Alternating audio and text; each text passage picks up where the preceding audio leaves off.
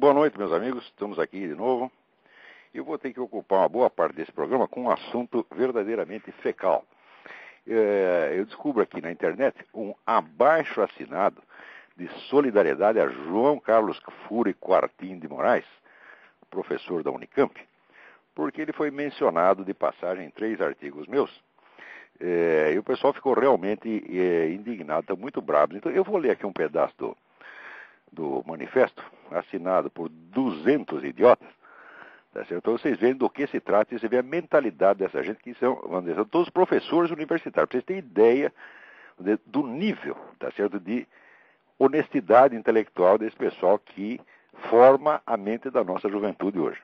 Então diz aqui, nós abaixo-assinados, empenhados na construção e consolidação de uma cultura política democrática, de cujos valores fazem parte a legitimidade e divergência teórica e ideológica, a civilidade no terreno da polêmica, a liberdade de opinião e de expressão, manifestamos a irrestrita solidariedade a João Quartim de Moraes, professor titular de Filosofia da Universidade Estadual de Campinas, face às acusações injuriosas e mentirosas contra ele, dirigidas pelo professor Olavo de Carvalho.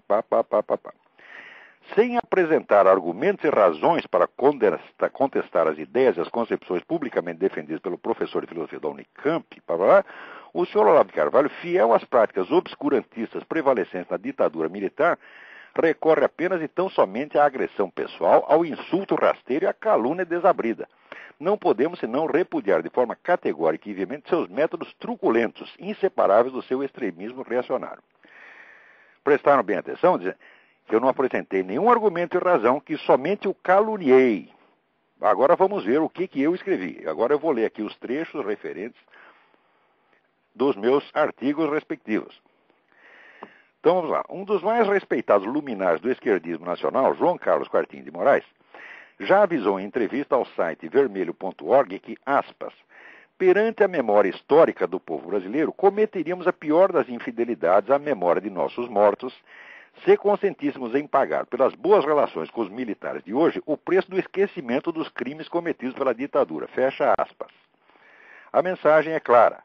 Puxem o saco vermelho quanto queiram, os homens de farda continuarão sendo chamados de torturadores fascistas, servos do imperialismo e filhotes da ditadura.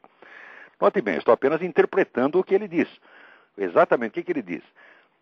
Vocês têm que esquecer os nossos crimes. Aliás, já esqueceram e já anistiaram, mas os seus não serão esquecidos.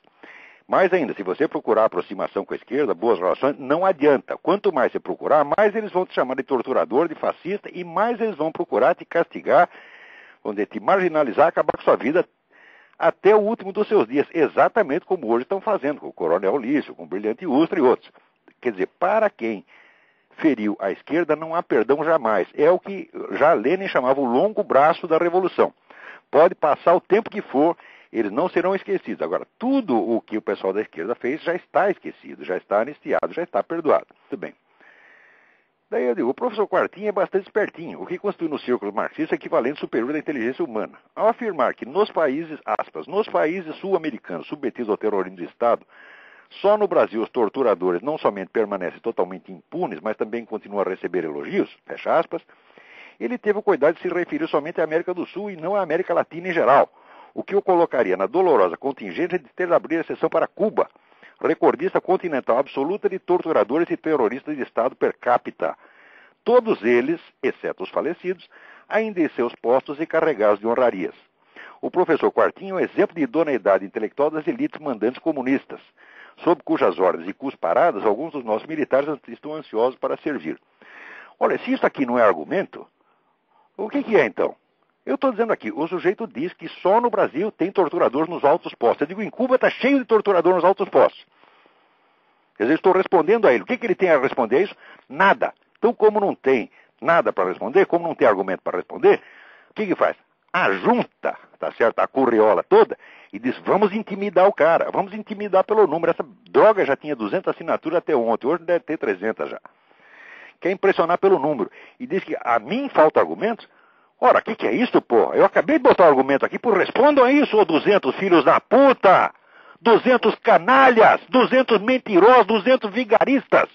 Respondam a isto! Eu estou mentindo? Será que o Brasil tem mais torturador e assassino político do que Cuba?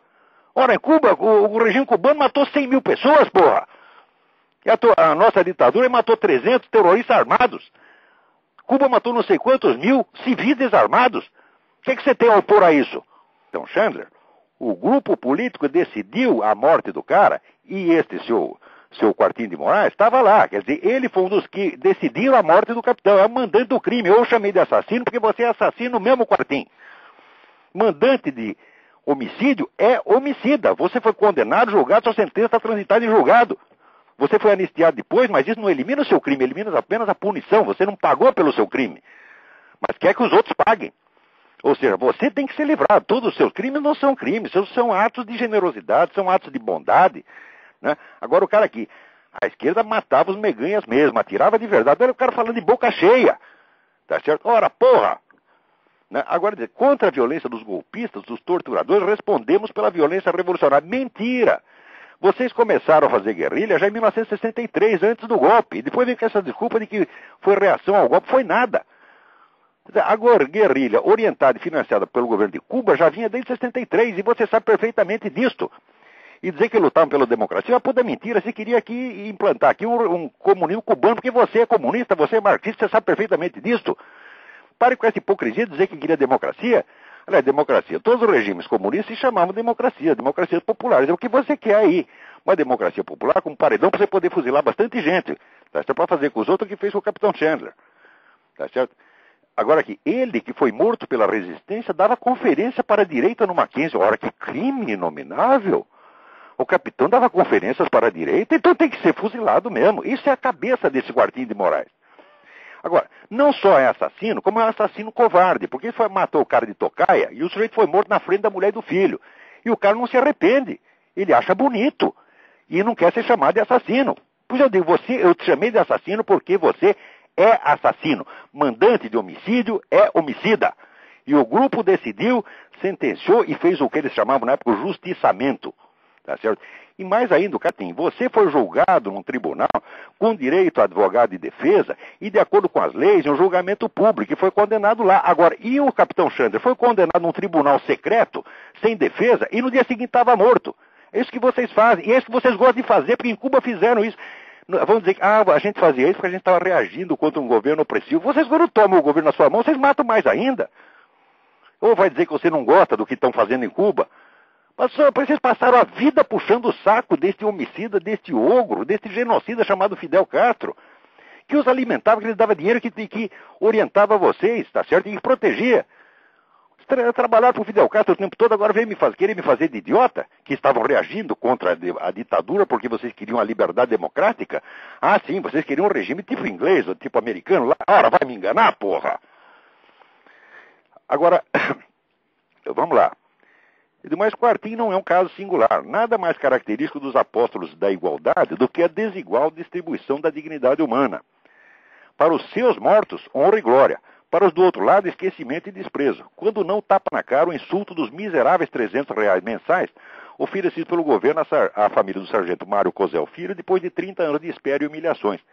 Muito bem. E o Oswaldo Lovecchio, que perdeu uma perna no atentado que vocês fizeram no consulado americano? O senhor está andando na rua, de repente explode uma bomba, o cara perde a perna, está 30 anos esperando alguma indenização e não vem nada. E todos aqueles inocentes, que não tinham nada a ver com a história, que vocês explodiram no aeroporto de Guararapes, quando vai ter dinheiro para essa gente? Vocês estão nadando em dinheiro.